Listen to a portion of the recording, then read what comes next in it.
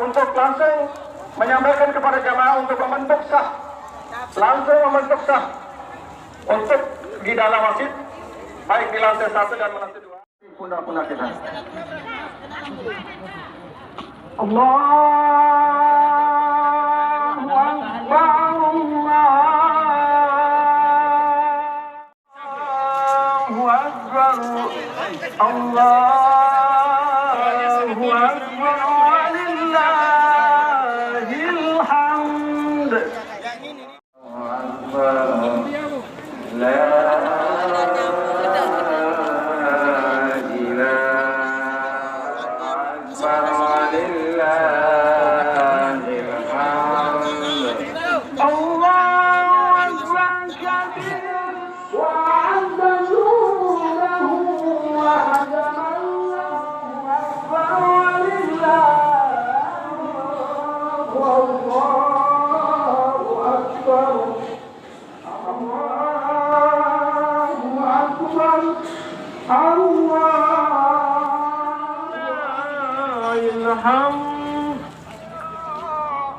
Walhamdulillah.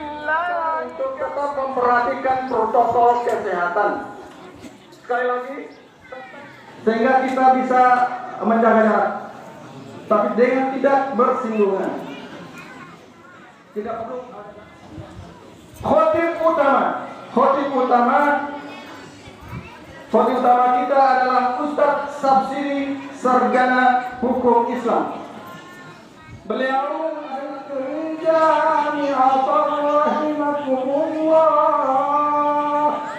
Assalatu la ilaha illallah Muhammadan Rasulullah sallallahu alaihi wasallam.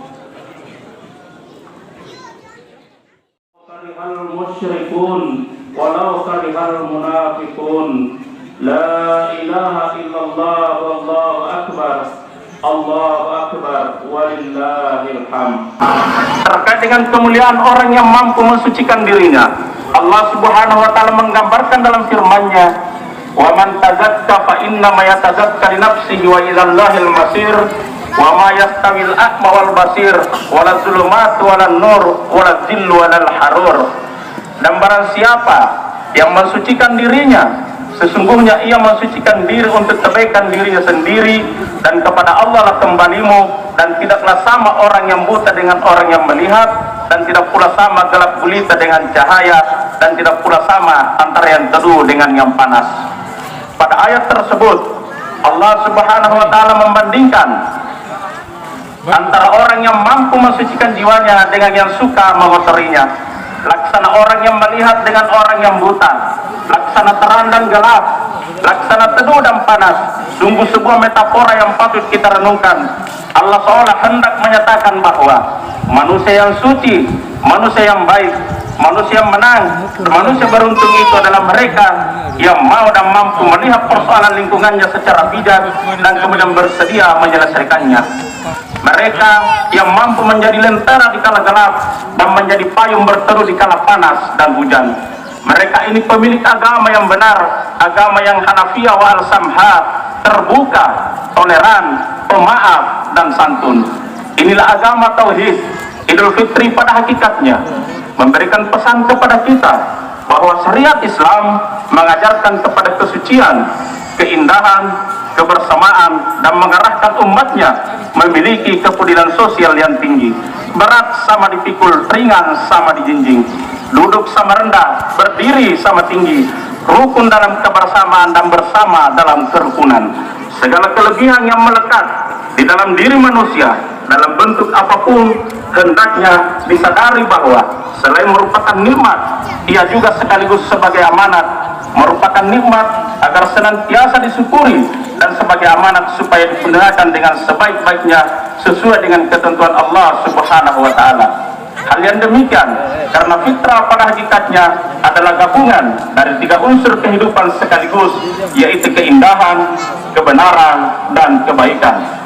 Seorang yang beridul fitri berarti telah mampu mengembalikan fitrahnya sehingga dapat berbuat yang indah, baik, dan benar. Allahu Akbar, Allahu Akbar, Allahu Akbar, walillahil hamd. Fitrah merupakan wujud kesucian jiwa, senantiasa tunduk dan patuh hanya kepada Allah Subhanahu wa taala semata.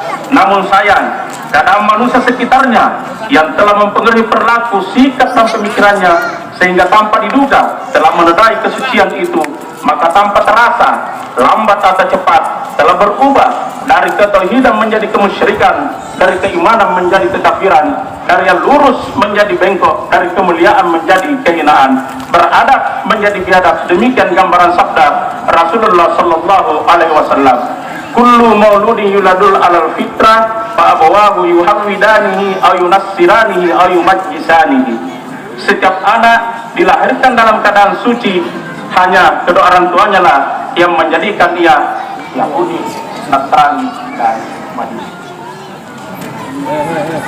Hakikat kembali kepada fitrah sesungguhnya sama kembali kepada jati diri sendiri, yaitu suasana jiwa yang suci yang menjelma dalam pemeliharaan kembali ke tauhid, kembali kepada ketundukan dan penghambaan, pengabdian serta pemeliharaan kesucian diri sebagai hamba Tuhan yang Maha Pengasih.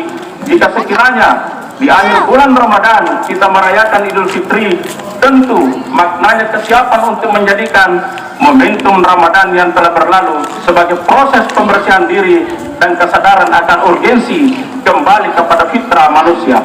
Tidak berlebihan, hakikat kembali kepada fitrah itu diwujudkan dalam bentuk mengokohkan tauhid, mempunyai komitmen kesucian ibadah dan pengabdian terhadap bangsa dan negara, dan dimiliki sifat terpuji. Allahu Akbar, Allahu Akbar, Allahu Akbar, walillahil hamd. Perbuatan yang indah akan melahirkan seni dan estetika, dan seni akan menghasilkan kreativitas yang membangun dan menyejukkan. Perbuatan baik akan menimbulkan etika dan menciptakan tatanan kehidupan yang tertib dan harmonis. Sementara kebenaran akan menghasilkan ilmu pengetahuan yang mengantarkan kemajuan peradaban umat manusia. Karenanya perubahan ke arah yang lebih baik hanya dapat diwujudkan oleh pribadi-pribadi yang dalam dirinya telah bersemi kefitrahan. Oleh karena itu, fitrah manusia dapat berubah dari waktu ke waktu karena pergaulan, karena pengaruh budaya dan lingkungan, karena latar belakang pendidikan dan faktor-faktor lainnya. Maka agar fitrah itu tetap terpelihara kesuciannya, hendaknya ia selalu mengacu pada pola kehidupan Islami yang berlandaskan Al-Quran dan Sunnah dan teladan para ulama. Pola kehidupan yang bersendikan nilai-nilai agama dan akhlak mulia, sehingga dirinya diharapkan mampu membangun manusia seutuhnya, insan kamil yang memiliki ketuhanan iman